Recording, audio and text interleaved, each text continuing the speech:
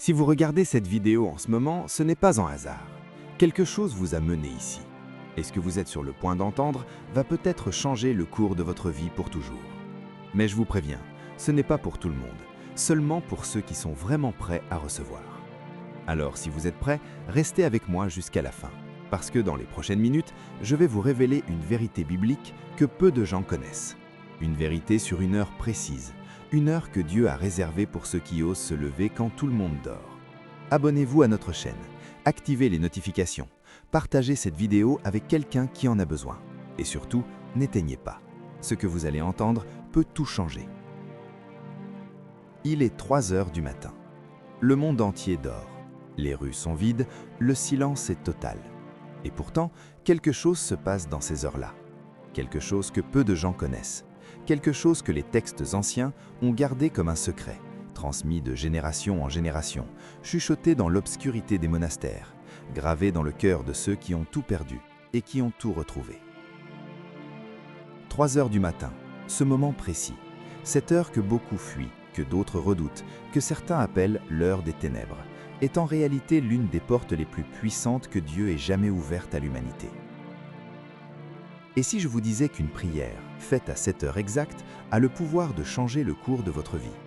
Pas métaphoriquement, pas symboliquement, réellement, profondément, de manière irréversible. Vous pensez peut-être que c'est de la superstition, vous pensez peut-être que c'est une exagération, mais avant de juger, laissez-moi vous raconter quelque chose. Laissez-moi vous emmener là où les textes sacrés parlent de cette heure, là où des hommes ordinaires ont vécu des choses extraordinaires, simplement parce qu'ils ont osé se lever quand tout le monde dormait et parler à Dieu dans le noir. Restez avec moi, parce que ce que vous allez entendre dans les prochaines minutes pourrait changer votre façon de prier pour toujours. Pensez à la dernière fois où vous avez été réveillé à 3 heures du matin. Peut-être par une pensée qui ne vous lâchait pas, peut-être par une douleur intérieure que vous n'arriviez pas à nommer, peut-être par une angoisse sourde, sans raison apparente. Vous étiez là, dans le noir, les yeux ouverts, le plafond comme seul témoin de votre insomnie. La plupart des gens dans ces moments-là cherchent leur téléphone, ils scrollent, ils regardent l'heure, ils attendent que le sommeil revienne. Ils subissent ce moment comme une interruption, comme un dysfonctionnement de leur nuit. Mais et si ce réveil n'était pas accidentel? Et si, depuis des siècles, cette heure particulière était une invitation, un appel venu d'ailleurs, discret mais insistant, que très peu savent reconnaître? Dans les Écritures, les moments les plus transformateurs de l'histoire humaine ne se sont pas produits en plein jour, sous les regards, dans les assemblées bruyantes. Ils se sont produits dans le silence, dans la nuit, dans cet espace fragile et mystérieux où l'homme, dépouillé de toutes ses armures, rencontre enfin le visage de Dieu. Jacob a lutté avec l'ange, la nuit. Il est arrivé à ce combat brisé, seul, traversant le gué de Yabok dans l'obscurité complète. Et c'est là, précisément là, dans ce noir absolu, qu'il a rencontré celui qui allait changer son nom, changer son destin, changer l'histoire d'un peuple entier. Il n'a pas rencontré Dieu dans la lumière du midi. Il l'a rencontré à l'heure où personne ne veille, à l'heure où la chair s'épuise et où l'esprit, enfin, prend toute la place. C'est ça, 3 heures du matin. C'est l'heure de Jacob. Maintenant, parlons de cette heure de façon plus précise, parce que ce n'est pas un hasard si cette heure revient dans les traditions spirituelles du monde entier, pas seulement dans la tradition biblique. Les anciens moines chrétiens avaient une prière nocturne qu'ils appelaient les matines, célébrée précisément autour de 3 heures du matin.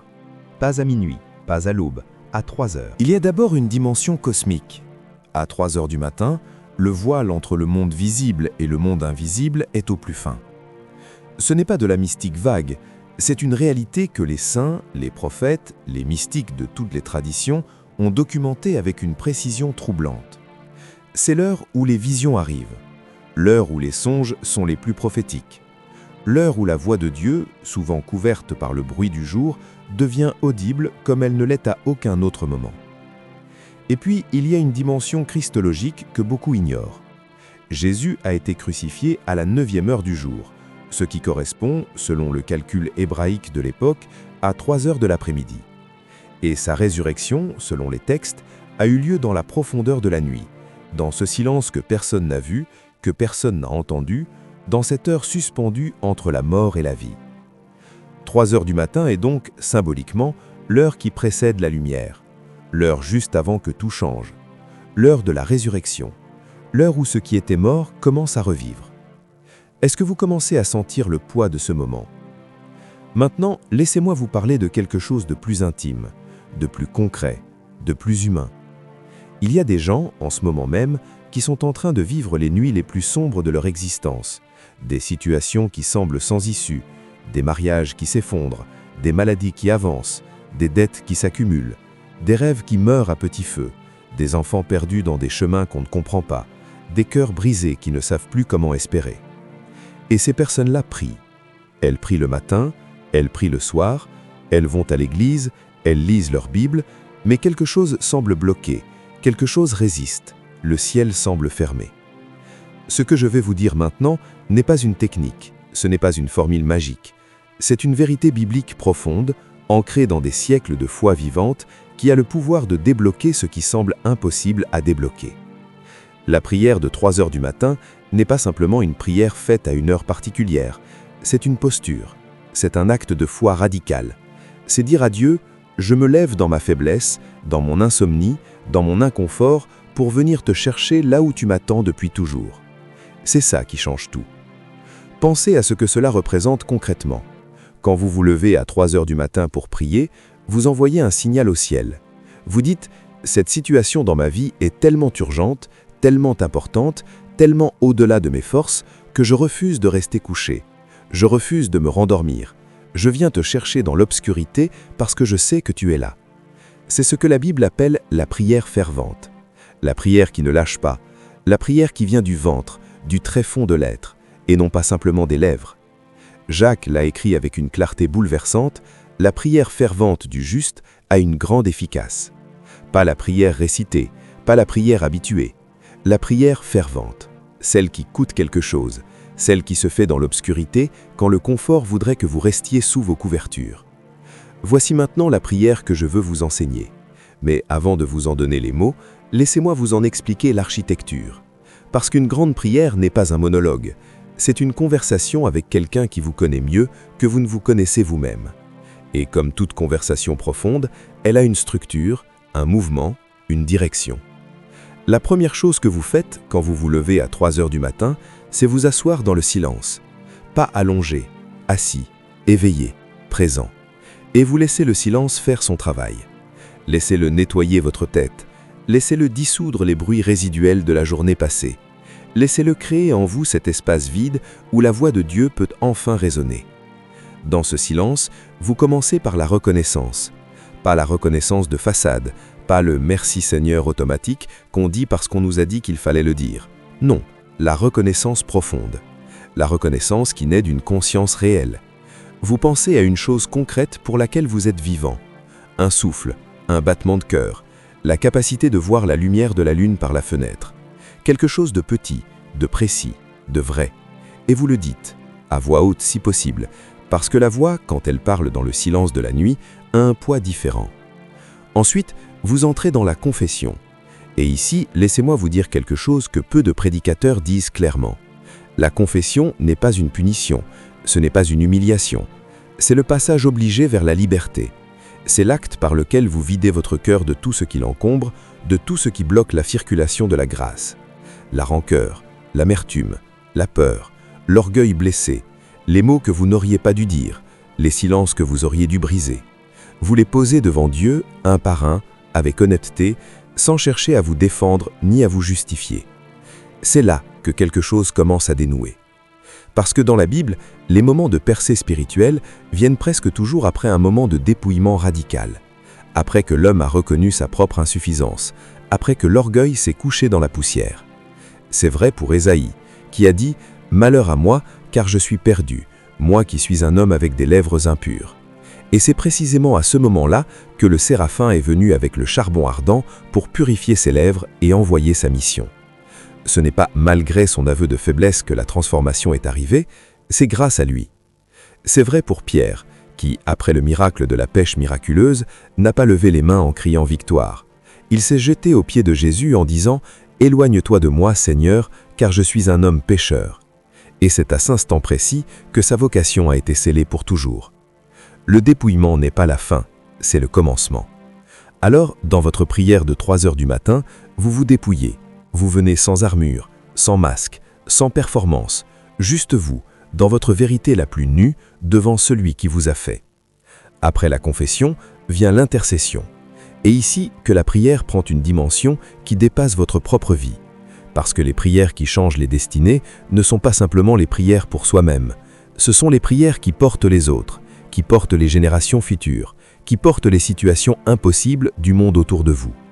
Pensez à Abraham, à cette nuit extraordinaire où Dieu lui a dit « Regarde le ciel et compte les étoiles si tu peux les compter. Ainsi sera ta descendance. » Abraham avait tout contre lui. Il était vieux, Sarah était stérile. La logique humaine disait que c'était impossible. Mais Abraham a cru, et il est écrit que cette foi lui a été comptée comme justice. Il n'a pas prié pour lui-même ce soir-là, il a prié pour une vision, pour quelque chose qui n'existait pas encore, pour des enfants qui n'étaient pas encore nés, pour un peuple qui n'existait pas encore. C'est ça, l'intercession. C'est prier pour ceux que vous ne voyez pas encore avec vos yeux, mais que vous tenez dans votre cœur comme une certitude. Alors, dans votre prière, vous nommez les gens de votre vie, votre famille, vos enfants, votre conjoint, vos amis en difficulté, et vous les portez devant Dieu, un par un, avec leurs peines, avec leurs combats, avec leur potentiel que vous voyez parfois mieux qu'eux-mêmes. Vous les intercédez. Vous faites ce que Moïse a fait sur la montagne quand les bras se fatiguaient, mais qu'il fallait tenir pour que le peuple continue à gagner la bataille en bas. Tenir, même quand ça coûte, même quand les bras sont lourds, même quand la nuit semble interminable. Et puis il y a la pétition, la partie de la prière où vous présentez vos besoins. Et ici, laissez-moi vous donner une clé que j'estime cruciale. Beaucoup de gens prient avec des mots vagues. Ils demandent une bénédiction, ils demandent la paix, ils demandent la guérison. Mais Dieu n'est pas un distributeur automatique de généralité. Il est un père qui veut savoir ce que vous voulez vraiment, ce dont vous avez vraiment besoin, avec précision, avec honnêteté. Jésus lui-même a posé cette question à Bartimée, l'aveugle au bord du chemin. Tout le monde pouvait voir qu'il était aveugle, mais Jésus s'est arrêté et lui a demandé « Que veux-tu que je te fasse ?» Ce n'était pas une question rhétorique, c'était une invitation à nommer sa demande, à la rendre concrète, à en assumer la responsabilité. Alors, dans votre prière de 3 heures du matin, vous nommez, vous dites précisément ce que vous portez depuis trop longtemps, ce que vous n'osez peut-être dire à personne d'autre. Vous le sortez de votre cœur et vous le posez entre les mains de celui qui peut le transformer. Et vous le faites avec foi, pas la foi qui espère vaguement, la foi qui sait, la foi d'Abraham qui a regardé le ciel étoilé et qui a su que la promesse était réelle avant même qu'elle ne se manifeste. La foi qui dit « Je ne vois pas encore, mais je te fais confiance. Je ne comprends pas encore, mais je sais que tu travailles. Je ne ressens pas encore la délivrance, mais je marche déjà comme si elle était là. » C'est cette prière-là, c'est cette qualité de présence, cette profondeur d'abandon, combinée avec cette précision dans la demande et cette fermeté dans la foi, c'est ça qui fait bouger les choses. Je veux maintenant vous parler de quelque chose que vous ne trouverez pas dans les sermons habituels, quelque chose que j'appelle la dimension prophétique de la prière nocturne. Parce que les prières de nuit ne sont pas seulement des prières défensives, ce ne sont pas seulement des prières de protection ou de délivrance, ce sont des prières prophétiques, des prières qui tracent l'avenir. Dans le livre d'Ézéchiel, Dieu dit quelque chose de saisissant. Il cherche parmi son peuple quelqu'un pour se tenir dans la brèche, quelqu'un pour bâtir une muraille, quelqu'un pour intercéder pour la terre. Et le texte dit qu'il n'a trouvé personne. Et c'est tragique, parce que cette absence d'intercesseur a des conséquences réelles, des conséquences collectives, des conséquences sur des familles entières, sur des communautés entières. L'intercesseur de nuit, celui ou celle qui se lève à 3 heures du matin pour prier, n'est pas seulement quelqu'un qui gère son propre destin, c'est quelqu'un qui construit une muraille spirituelle autour de ce qui lui est confié, autour de sa famille, autour de sa ville, autour de son pays. Il y a un poids dans cette vérité, un poids magnifique et redoutable. Pensez à Daniel. Daniel, captif à Babylone, serviteur dans le palais du roi le plus puissant du monde connu. Il avait toutes les raisons de se taire, de se plier, de survivre discrètement. Mais Daniel priait 3 fois par jour en se tournant vers Jérusalem. Et quand la loi a interdit cette prière, sous peine de mort, il a continué. Il a ouvert sa fenêtre. Il a prié comme avant. Pas de manière provocatrice, pas de manière exhibitionniste, simplement parce que pour Daniel, arrêter de prier n'était pas une option. Parce que sa prière n'était pas un rituel, c'était une réalité vitale, comme respirer. Et cet homme-là, cet homme de prière, que Dieu a protégé dans la fosse aux lions, pas parce qu'il avait récité les bonnes formules, parce qu'il avait cultivé une relation si profonde, si constante, si fidèle avec Dieu, que même les lions n'osaient pas y toucher. Votre prière de 3 heures du matin vous met dans cette même lignée.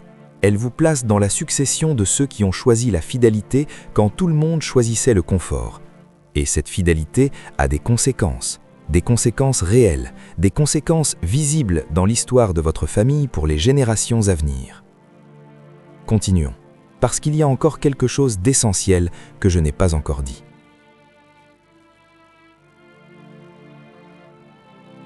La prière de 3 heures du matin a un ennemi, et cet ennemi s'appelle le découragement.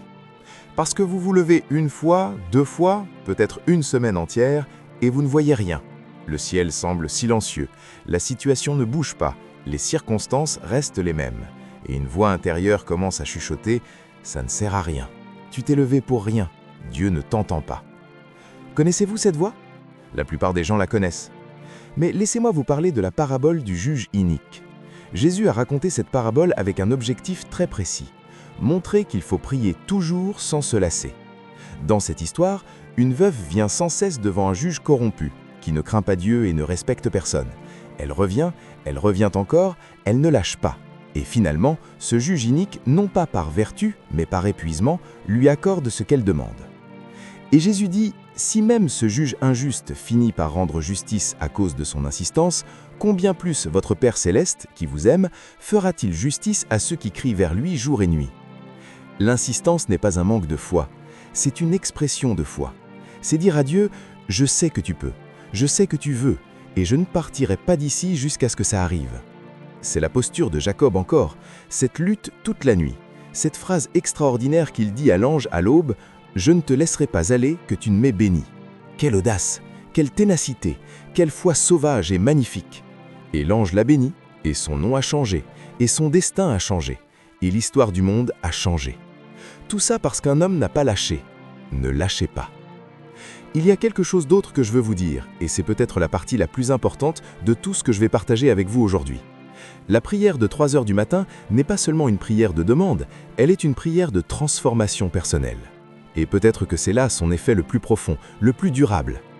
Quand vous vous levez dans l'obscurité pour chercher Dieu, quelque chose se passe en vous, quelque chose de silencieux, de lent, mais d'irréversible. Vous commencez à vous voir différemment, à voir vos problèmes différemment, à voir les gens de votre vie différemment.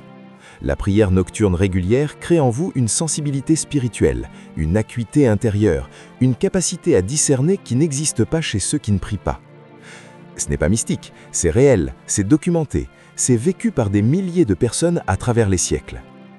Paul écrit dans l'Épître aux Philippiens « Ne vous inquiétez de rien, mais en toute chose, par la prière et la supplication, avec des actions de grâce, faites connaître vos demandes à Dieu. Et la paix de Dieu, qui surpasse toute intelligence, gardera vos cœurs et vos pensées en Jésus-Christ. » La paix qui surpasse toute intelligence, ce n'est pas une paix que vous construisez par vos propres efforts mentaux, ce n'est pas une paix que vous vous persuadez d'avoir, c'est une paix qui descend, une paix qui s'installe en vous comme un poids doux et stable au milieu de circonstances qui n'ont pas encore changé. C'est le miracle silencieux de la prière nocturne. Avant même que votre situation ne change, c'est vous qui changez. Et quand vous changez, vous voyez des possibilités que vous ne voyiez pas avant. Vous prenez des décisions que vous n'auriez jamais prises avant. Vous avez des conversations que vous n'auriez jamais osé avoir avant. Et ces changements intérieurs, ils finissent toujours par produire des changements extérieurs. C'est la loi du dedans vers le dehors. Et la prière nocturne en est le moteur le plus puissant que je connaisse. Maintenant, je veux être honnête avec vous, parce que l'honnêteté est une forme de respect. Se lever à 3 heures du matin pour prier, ce n'est pas facile, surtout au début. Votre corps va résister, votre esprit va chercher toutes les excuses possibles. Il va vous dire que vous êtes trop fatigué, que vous pouvez prier demain matin à une heure raisonnable, que Dieu comprend, que cette fois-ci c'est vraiment une exception. Je ne vais pas vous dire que c'est faux, je vais vous dire que c'est précisément pour ça que ça a du sens. Le sacrifice coûte quelque chose, c'est sa définition. Ce n'est pas un sacrifice si ça ne coûte rien. Et ce coup, cette résistance que vous devez traverser pour vous lever dans le noir, est exactement ce qui donne à cette prière son poids, sa valeur, sa puissance. David a dit quelque chose de saisissant quand on lui a proposé de lui donner gratuitement les matériaux pour un sacrifice. Il a refusé. Il a dit « Je n'offrirai à l'Éternel, mon Dieu, des holocaustes qui ne me coûtent rien ». Cette phrase me bouleverse à chaque fois. Je n'offrirai à Dieu ce qui ne me coûte rien, parce qu'une offrande sans coût, ce n'est pas une offrande, c'est un geste vide. Quand vous vous levez à 3 heures du matin, vous offrez quelque chose de réel, votre sommeil, votre confort, votre temps. Et cette offrande-là, Dieu la reçoit différemment. Voilà maintenant ce que je vous propose. Une structure concrète pour cette prière. Pas de mots imposés, pas de liturgie figée, mais un cadre vivant que vous pourrez habiter avec vos propres mots, vos propres larmes, vos propres espoirs. Quand vous vous levez, commencez par respirer. 3 respirations lentes et profondes. Laissez votre corps comprendre que vous êtes éveillé par choix, pas par accident. Puis dites simplement « Me voici, Seigneur. Je suis là.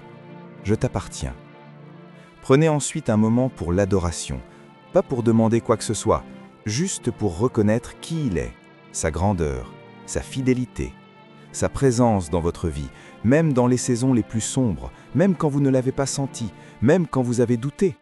Il était là, il est là, il sera là. Puis, venez avec votre confession, ce qui pèse sur votre conscience, ce que vous savez avoir mal fait, mal dit, mal pensé. Posez-le, sans vous flageller, avec la certitude que 1 Jean 1,9 dit la vérité. Si nous confessons nos péchés, il est fidèle et juste pour nous les pardonner et pour nous purifier de toute iniquité. Ce verset n'est pas une promesse conditionnelle à votre mérite, c'est une promesse qui repose sur sa fidélité à lui, sur sa justice à lui, pas sur vos performances. Vous êtes pardonné, recevez-le. Ensuite, prenez les gens de votre vie un à un et portez-les. Votre famille, vos enfants et leur chemin, votre couple et ses fragilités, vos amis en souffrance, les situations qui semblent bloquées depuis trop longtemps, les portes qui ne s'ouvrent pas, les cœurs qui ne s'attendrissent pas, les guérisons qui ne viennent pas encore. Portez tout ça, nommez tout ça. Dieu ne se lasse pas des détails, il en est le Dieu. Puis, venez avec votre propre vie, vos peurs, vos ambitions, vos désirs profonds, les rêves que vous avez peut-être enterrés parce que la vie les a trop souvent déçus. Sortez-les de leur tombe, montrez-les à Dieu et dites-lui « Je sais que tu es capable.